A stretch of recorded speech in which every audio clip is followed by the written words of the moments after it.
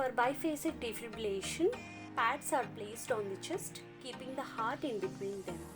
These can be done in two configurations, which is anterior-posterior or anterior-lateral. Modern defibrillation waveforms are delivered in two electrical phases or polarities. Voltage is applied to the body for a specific time, drawing current in one direction during phase 1 and reverse in phase 2. The resulting electrical field is delivered in less than the blink of an eye and affects the entire torso. The total electrical output of the defibrillation shock is measured as in joules. Listen carefully and understand how the graph is shown. Now let's look at here. The defibrillation waveform is graphed with current and duration. Prior to the shock, the electrical field is uniform as shown by the green torso. As the shock begins, it quickly reaches peak current and peak voltage, shown here with the positive voltage in red and the negative voltage in blue, and the flow of current in yellow. As phase 1 continues, the voltage and the resulting current decreases.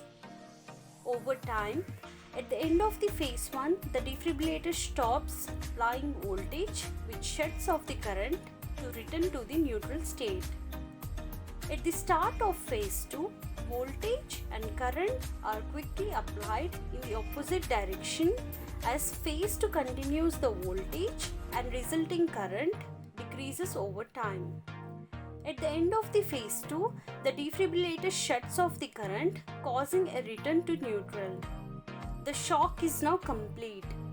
Researchers shows that 5 to 11% of patients in VF are difficult to defibrillate, needing multiple shocks to terminate VF.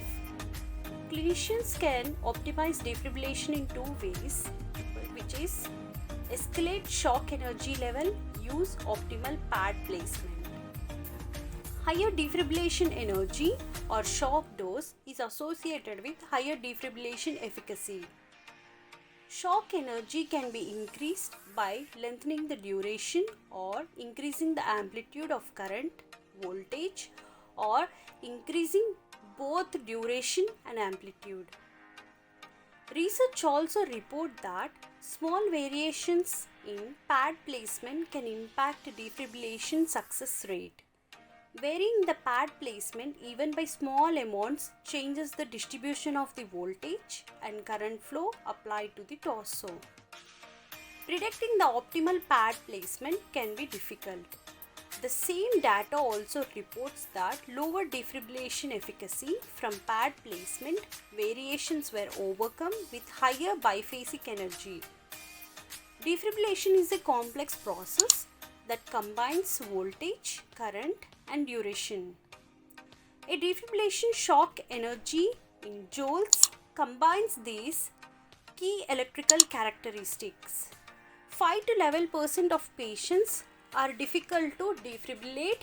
Higher defibrillation energy is associated with higher defibrillation efficacy. Suboptimal and pad placement can also impact defibrillation efficacy. Better understanding of how defibrillation works can help clinicians maximize shock efficacy.